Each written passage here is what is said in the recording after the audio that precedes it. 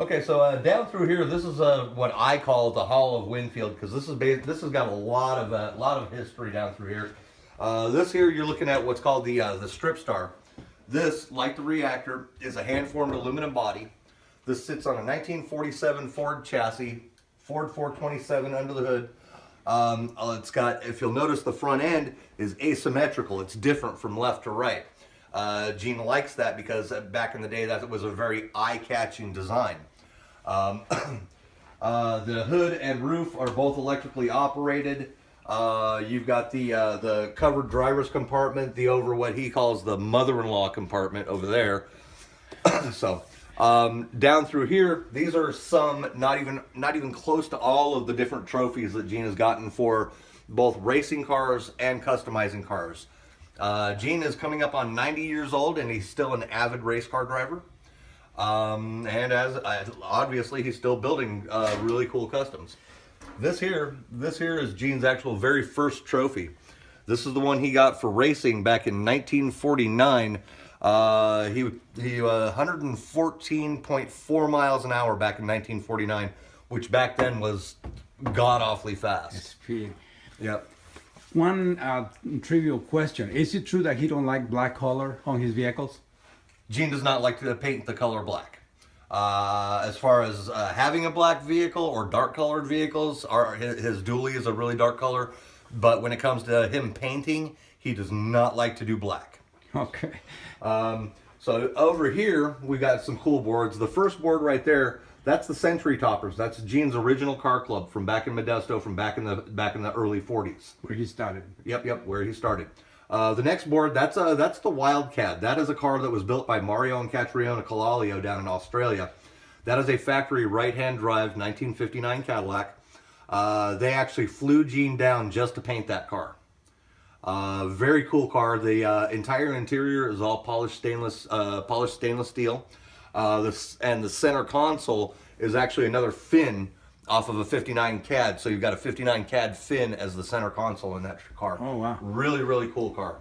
The next board here, that's a couple of when Gene was actually building some of the cars for Blade Runner.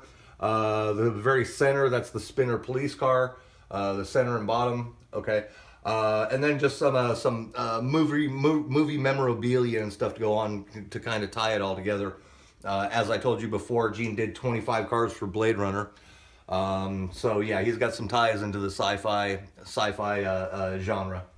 The next board, this is actually dedicated entirely to the reactor, which we saw out in the shop. This shows pictures of it when it was in. That's on Bewitched. That's all from the sets of Bewitched. These are from various early magazine articles. Now this one here, that's Rod and Culture. That car is still making magazines. This is from about 2 years ago. The car was originally built in the 60s, about 63, 64, and it's still making magazines to this day. Wow. Yeah. It is amazing the history in this place. Are these designs the stripes?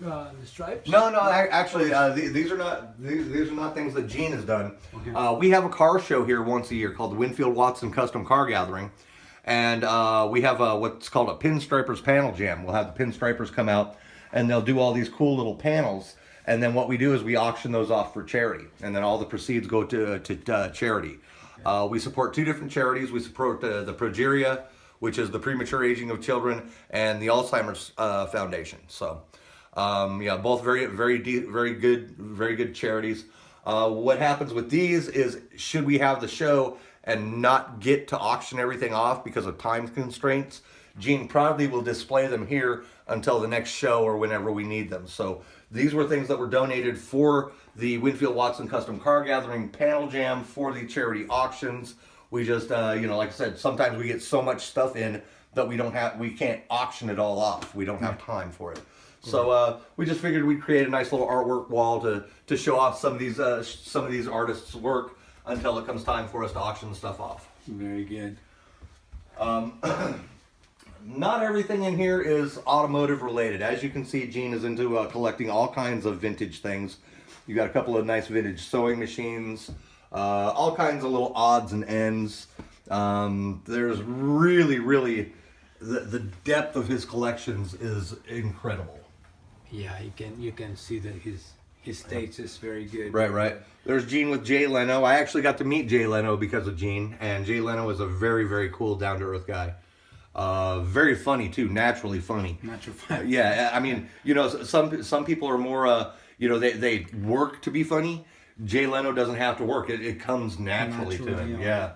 So, yeah, if you go ahead and cruise around the corner here, you'll see a bit more of his collectibles.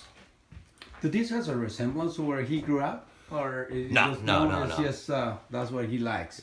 This is just the kind of stuff that he likes, you know. See these skateboard decks. These were things that were painted and given to Gene by his fans. As you can see, we have multiples of them. Like I said, there's no end to the depth of the things that he collects. Yeah, well, you know, this is very eclectic museum, which is, you know, his display really wonderful for people to see. That is the star car from The Last Starfighter, another one of the cars that Gene did. Wow. Over here, this is a nice board. This shows some of the different cars that he has done.